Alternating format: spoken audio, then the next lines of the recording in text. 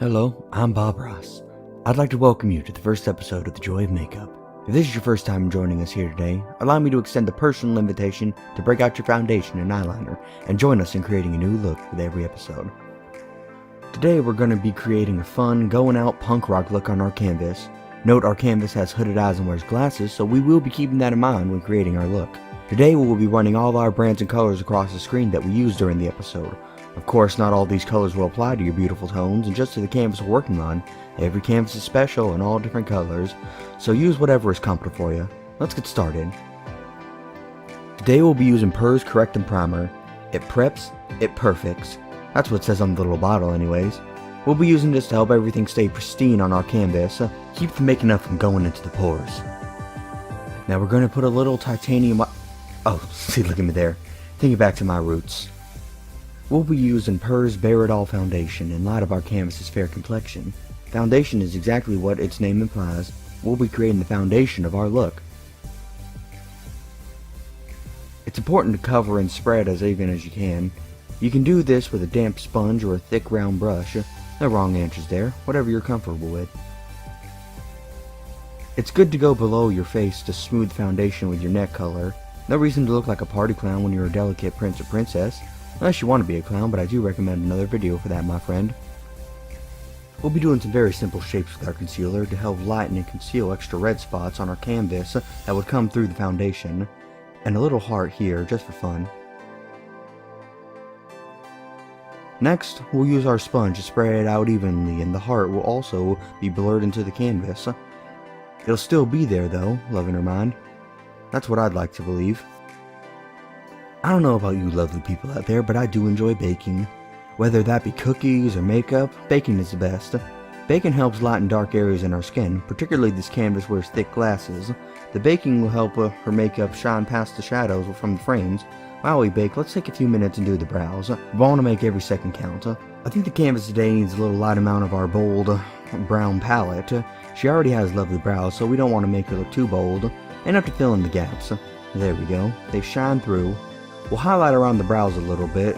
Sorry to say it so many times, but it's important to brighten up where frames and hood will cause darkness. Who doesn't love a little sunshine? After baking a little while, we'll take out our fluffy brush. Hopefully it's not your dog named Fluffy. Sweep across the face. Gently, and be careful not to flutter any powder into the eyes or places it can get stuck. Art is a messy process. Next we'll begin to contour the canvas a little with bronzer. Contour can be a little tricky. It's important to know how many people have different face shapes, and we shouldn't strive for the look. It's her look and special and unique to her.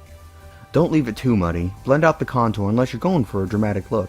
It's your look, a look you can do anything you want with. Everyone has their own unique way of doing their makeup, their style. I'd love to see what you guys do later. Maybe we'll add an email for the next video so we can see your great art.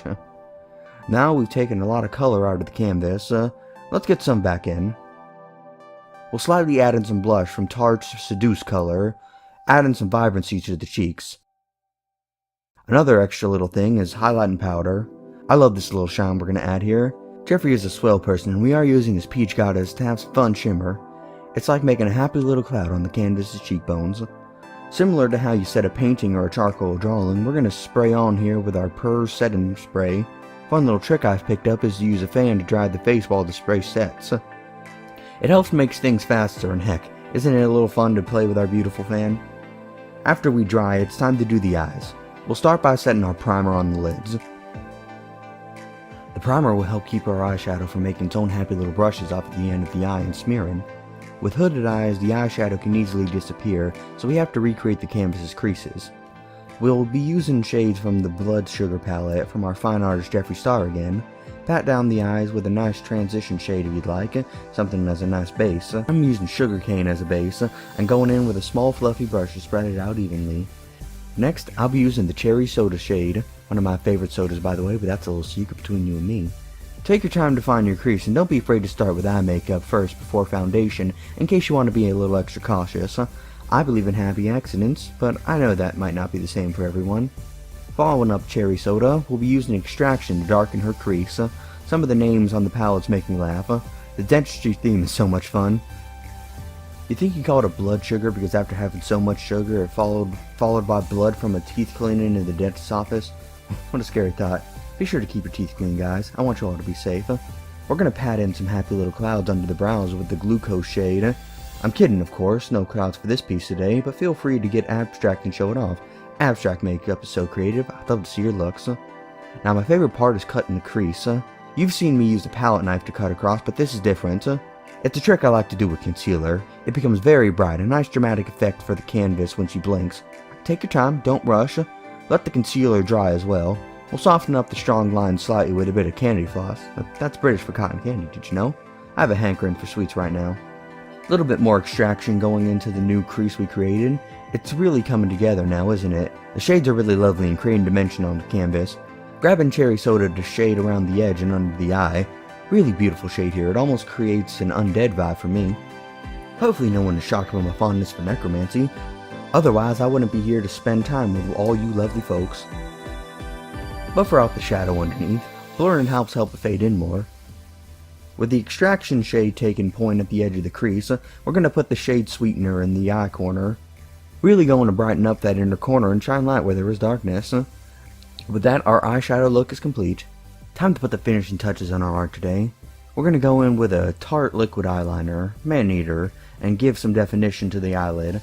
Keep it thin if you're hooded so we can see that brilliant work you put in.